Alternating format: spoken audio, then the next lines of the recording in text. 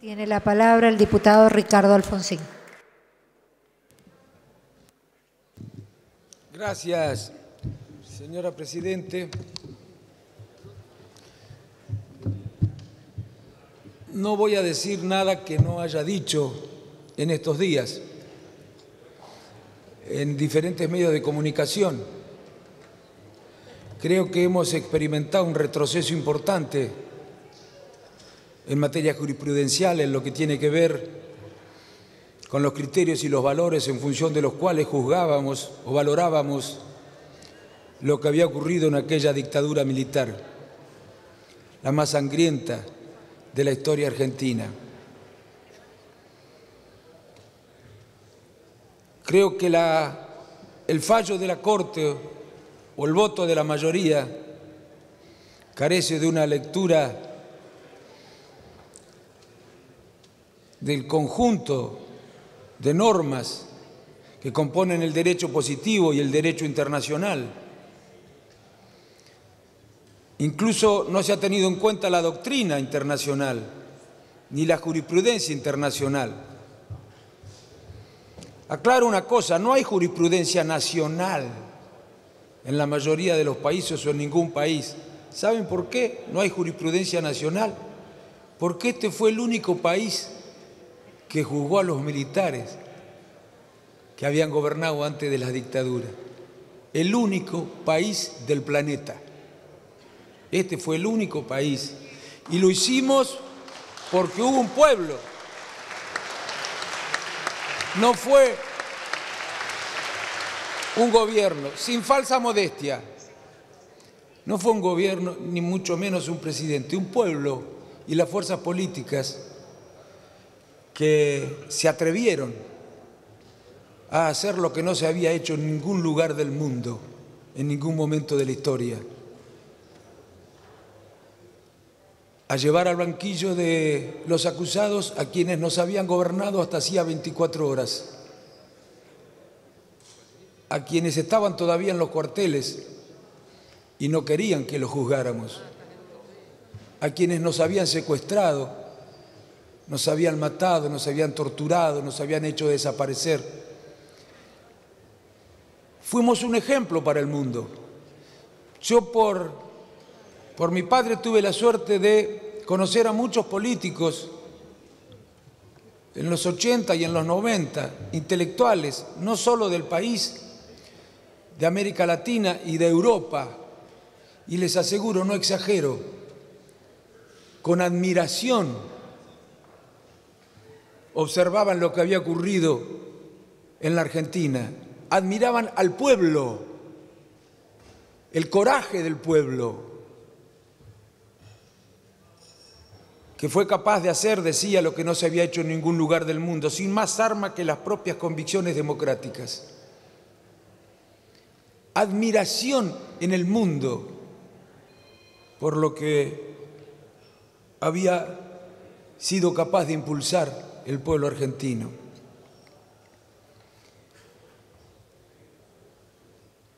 Y creo que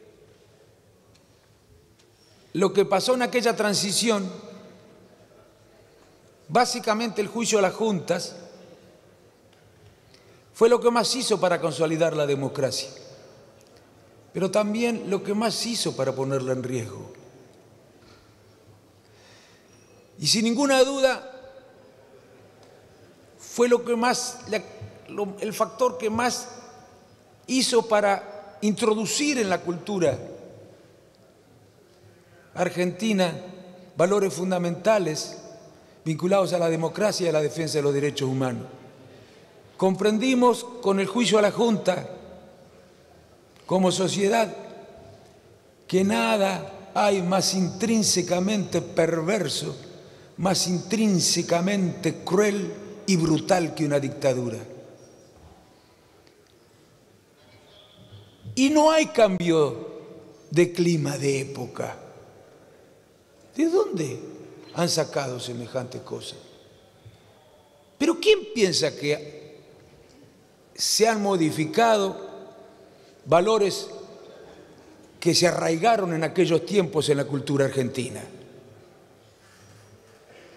Pero alguien sinceramente ha observado algo que podría ser interpretado como un cambio en la disposición o en la actitud que la sociedad tenía frente a este tema.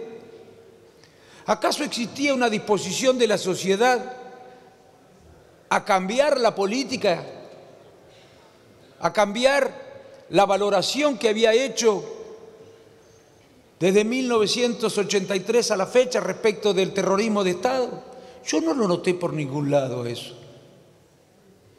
Y me alegro, porque cuando les contaba que el mundo admiraba al pueblo argentino, me preocupaba, porque estaba seguro que esa noticia iba a trascender, la del fallo, que creyeran que había cambiado algo en la sociedad argentina, que pensaran cómo los argentinos, que habían sido tan corajudos, que fueron capaces de hacer frente a un poder militar intacto lo que había que hacer para que se conociera lo que habían hecho desde el Estado con los derechos humanos, han cambiado, se han puesto más tolerantes, han relativizado lo que ocurrió en aquellos años. Me avergonzaba y me apenaba que pensaran en el mundo, después de que trascendieran estas noticias, que este cambio se había producido en la sociedad argentina. Por eso me alegra tanto la reacción que hubo en la sociedad argentina. Toda la sociedad argentina manifestó que está intacta en la cultura nacional la defensa de valores fundamentales a la hora de organizar la sociedad democrática. Todos los partidos políticos. Ahora, yo no puedo decir esto. Primero tengo que decir que es un retroceso y además jurídicamente desde mi punto de vista mal fundado, porque, bueno, no se ajusta a la doctrina internacional, a la jurisprudencia internacional, a los tratados internacionales, no se ajusta a la jurisprudencia nacional. Y recordemos además que este tipo de delitos no eran los delitos que fueron previstos por la ley del 2x1, porque los delitos que estamos juzgando en este caso eran delitos no justiciables por la ley de obediencia debida. De manera que cuando el legislador sanciona esta ley no lo hace pensando en esos delitos, en los delitos que tenían que ver con el terrorismo de Estado. Entre otras cosas, además los delitos de lesa humanidad, toda la doctrina lo dice, no son susceptibles de la aplicación de leyes como estas. Pero tengo que decir algo porque lo he dicho y no me sentiría noble y leal si no lo dijera acá también en el interbloque de Cambiemos. Y para mí no es fácil, como no ha sido fácil en muchos casos señalar diferencias. A pesar de que este fue el compromiso que asumió mi partido cuando celebramos el acuerdo Cambiemos. No somos fuerzas iguales. Somos fuerzas que pensamos distinto, de manera diferente. Y puede haber diferencias. Y no hay que tener miedo a que se manifiesten. Y entonces quiero decir lo siguiente. Yo no creo que haya habido interferencias. Sería gravísimo. Sinceramente no creo que haya habido interferencias. Yo sé que se han dado una serie de hechos que podrían hacer suponer que existe alguna complacencia en parte del Ejecutivo, en el Ejecutivo, con el fallo. Sin embargo, yo no creo sinceramente que haya habido ninguna interferencia, y por dos razones.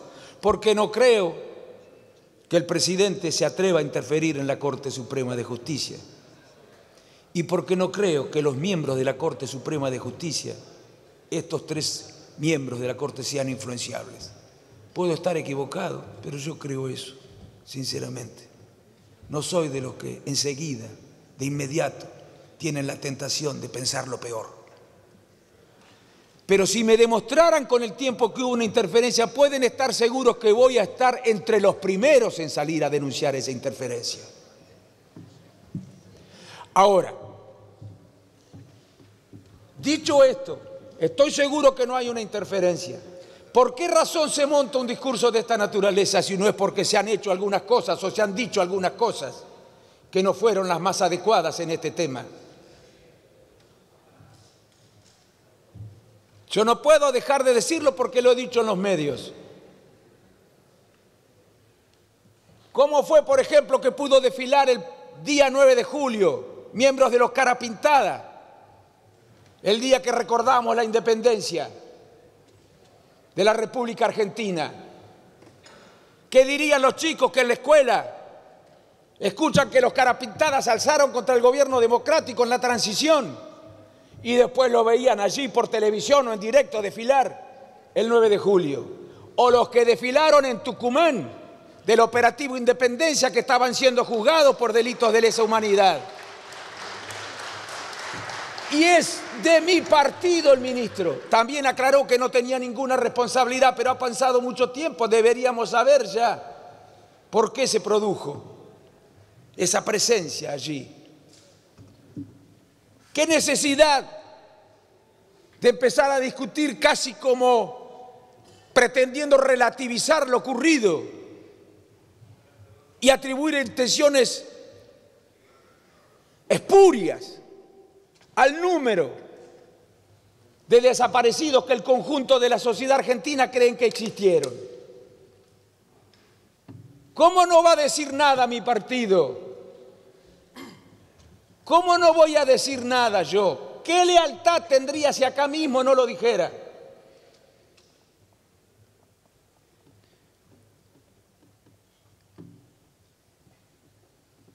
¿Cómo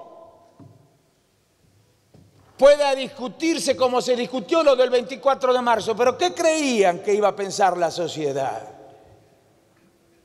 ¿Que había un intento relativizador? Yo no creo que haya sido ese el intento. Pero también digo con absoluta honestidad que creo que tenemos una mirada distinta en muchas cosas, las distintas fuerzas que integran Cambiemos. Y en esta la Unión Cívica Radical tiene una mirada distinta que la que tienen muchos miembros, no todos de otros partidos que integran Cambiemos. Y yo les digo algo, y espero que no se molesten. Ya termino, no he hablado desde una vez, creo que he hablado. Ya termino. Les voy a decir algo más.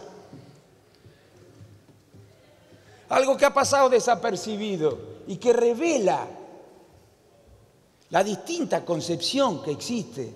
Porque lo que le voy a contar tiene una mirada, en principio, bastante obvia, pero si analizamos con un poco más de profundidad,